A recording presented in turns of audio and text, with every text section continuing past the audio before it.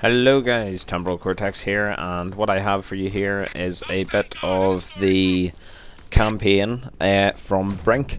It's only just been released here in the UK on Friday the 13th, but I managed to get it a day early. My pre-order came early, which is always a good thing, so I was able to sit down and have a bit of a play last night. And so I was playing with Reverend Spaniel, and we did the wee sort of training mission as such, and then jumped straight into just doing a bit of the co-op campaign just to see what it was like and see how it handled and things like that. I have played a bit of multiplayer, and I will let you know what I think about that shortly. But basically I thought I'd do this video just to sort of chat through what I thought of the game and sort of my first impressions. It's not a review because I did quite a bit of research. I only pre-ordered it probably about a week to 10 days ago, and I'd done quite a bit of research before that to try and find out what people were thinking about the game.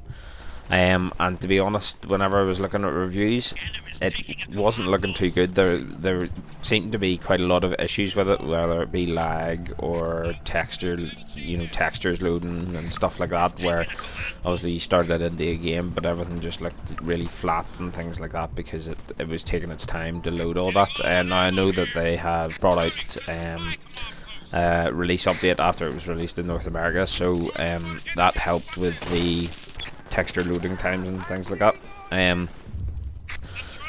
And also I hope they sort out the lag.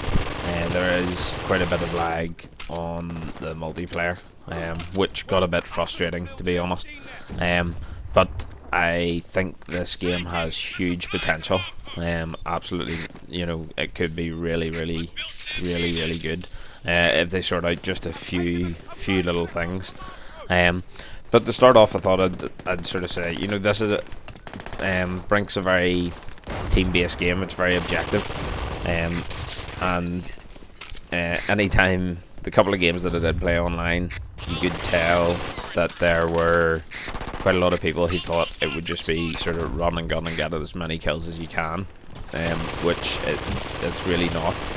You can play it that way, but it seems to be more satisfying if you play as a team.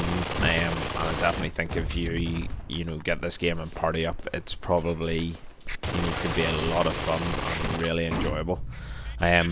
We had a good laugh just playing a bit of the, as I said, the co-op campaign, and I liked it a lot, and I liked the way it handled and the way things were done. It's a very stylized game, and it's a bit sort of Borderlands meets sort of Team Fortress 2, that sort of thing. I don't particularly like playing objective based games. I generally just like to run around and play things like team deathmatch and free for all and stuff like that. But I do like playing TF2 and Borderlands, and the levels of customization that you can have in this are huge.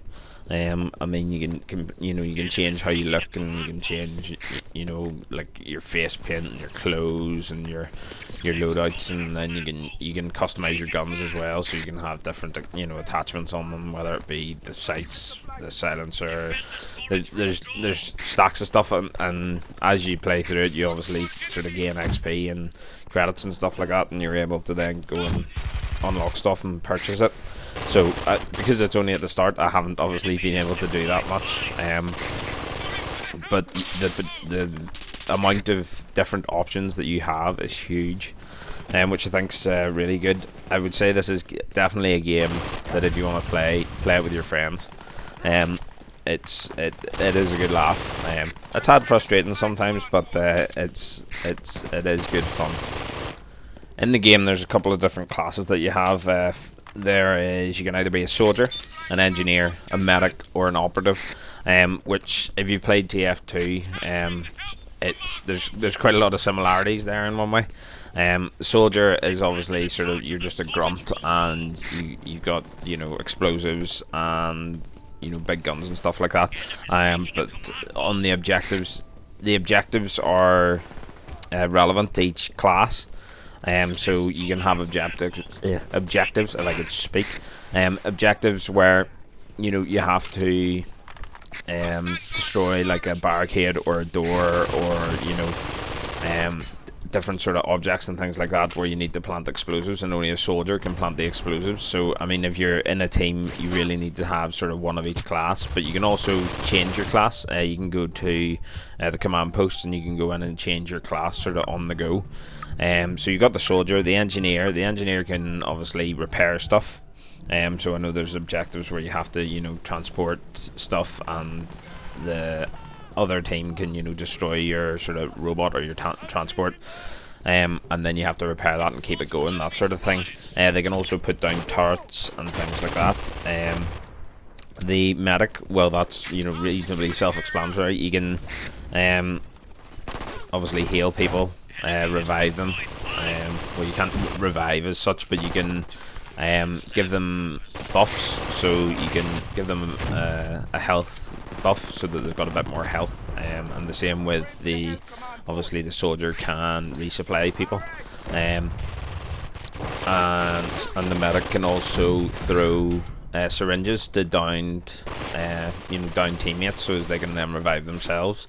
And then you have the operative or the spy, which you can, if you've killed somebody, you can then steal their identity, if you know what I mean. So you just appear as a member of the other team. Now you can't do anything while you're like that, disguised. But once it can allow you then to obviously get round behind the team, and you could then get them all from behind, or you could get to an objective behind the team. So it's pretty good. So it takes a bit of time to get used to learning the different classes and stuff. But I found it, you'll find that you sort of settle into one particular class, but you need to sometimes switch it up if you need to get an objective and stuff like that. As I said about the multiplayer, it certainly has a lot of potential, and I think probably the main issue is the lag. Once they sort that out, I think it'll be awesome online and really enjoyable. So hopefully I'll get a few games of that up to let you see pretty soon. The other thing I wanted to talk about was just the PlayStation Network. Now, there's been unconfirmed reports that PlayStation Network has been restored in some respects for developers.